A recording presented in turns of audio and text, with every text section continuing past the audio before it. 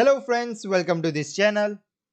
So in the last session we saw how to create an account in GitLab, and after that we also created a blank project, right?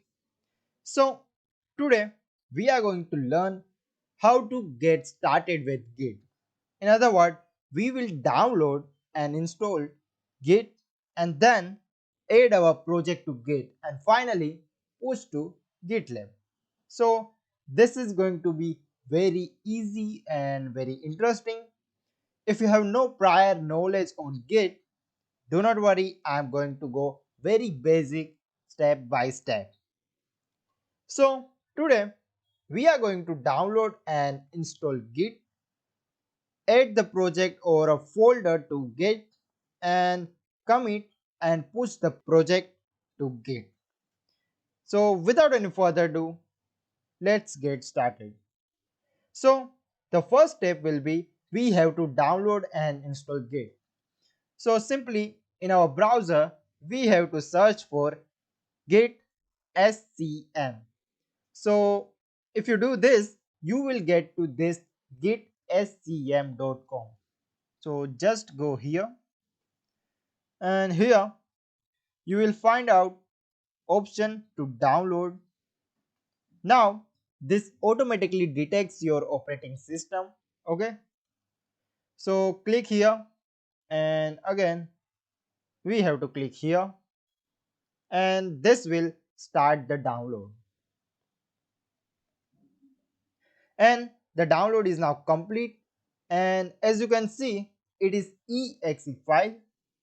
So I'll just double click on this to start the installer, and I'll say next.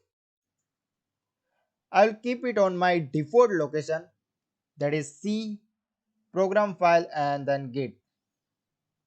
Say next, and then again you can keep all these default values, and here you can see all these options. So I will just use as it is and say next. So here you can see the option if you want to use Git and Git base only, or you can use this, just keep the default and say next and next. And now I will click on install. So this will install Git on my system. Now Git is installed in my system. So now if I want to check if Git is successfully installed or not, I will go to my command prompt, and here I will write a command called git minus minus version. So it will show me the version of our Git. So it means Git is successfully installed in our system. Okay. So in the earlier session we had already created a repository on GitHub. So if I go to github.com, so this we had done in the earlier session, and we had also created our project on GitLab. So now we will run some commands, and the first command will run is git config minus minus global and username, and here you will provide the username that you have used in GitLab. So this is my username, and simply just enter. By this, on the system it has registered or stored this Git username. So it will not ask you the username always when you are doing a commit and push. So we can just configure all this one time. Now if you run the same command without the username, it should show you the username that is added. Now similarly, the next command that we will use in we will say git config minus minus global user dot email, and then provide the email that you have used on GitLab.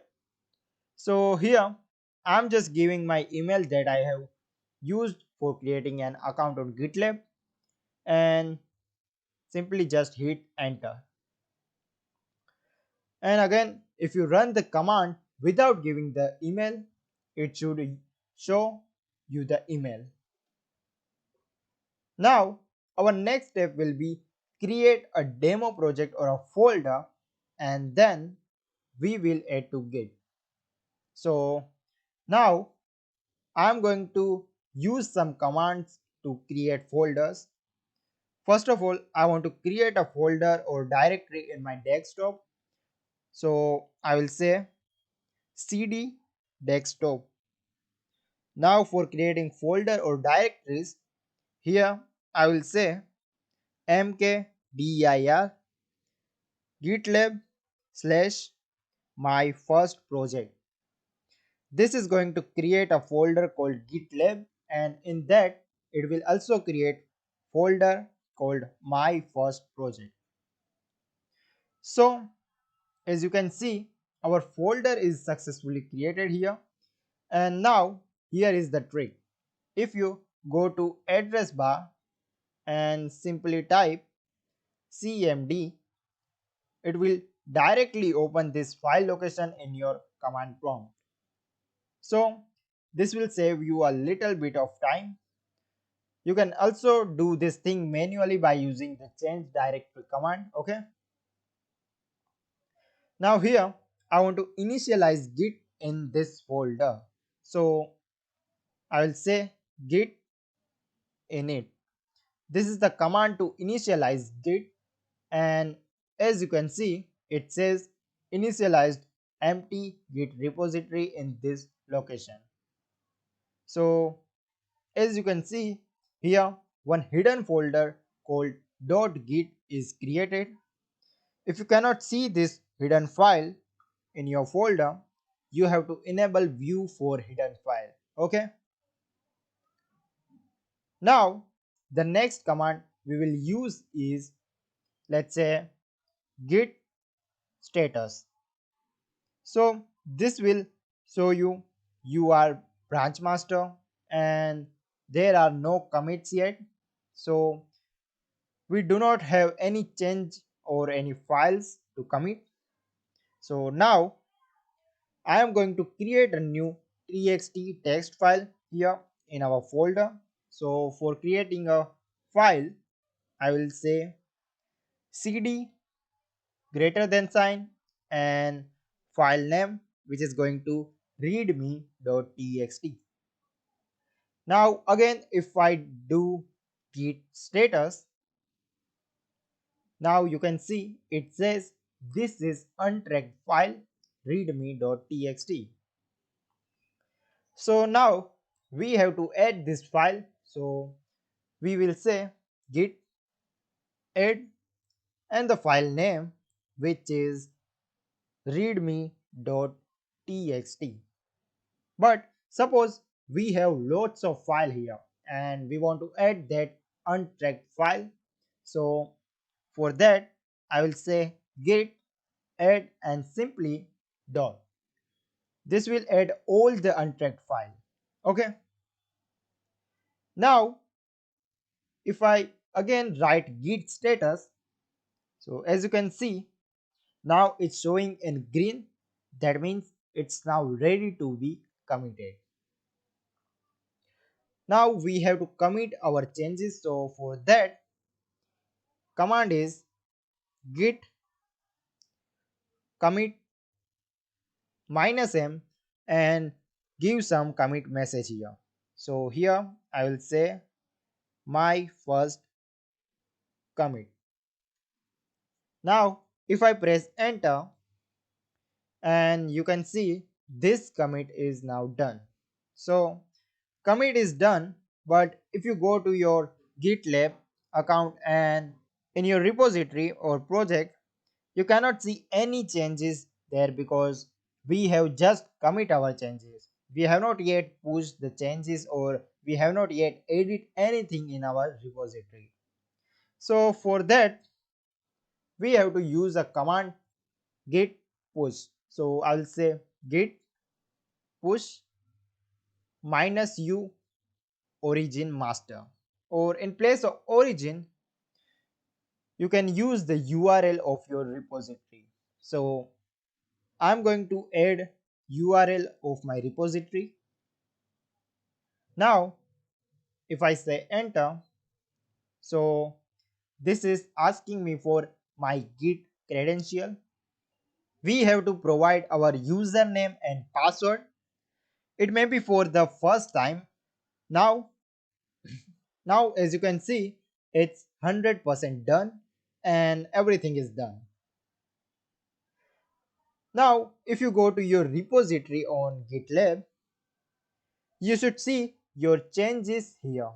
So now, as you can see, the changes are here. If you see here, this is readme.txt file here. It shows my first commit.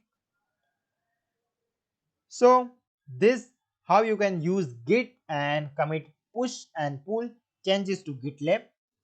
We will also see more commands in the future, and in the coming session we will see more on forking project, creating branches and many other things. So I hope this all was very helpful for you and hope you enjoyed this session. If you have any doubt or any question, please write them down in the comment section below and I will try to answer you as soon as I can. Thank you for watching. Bye and have a nice day.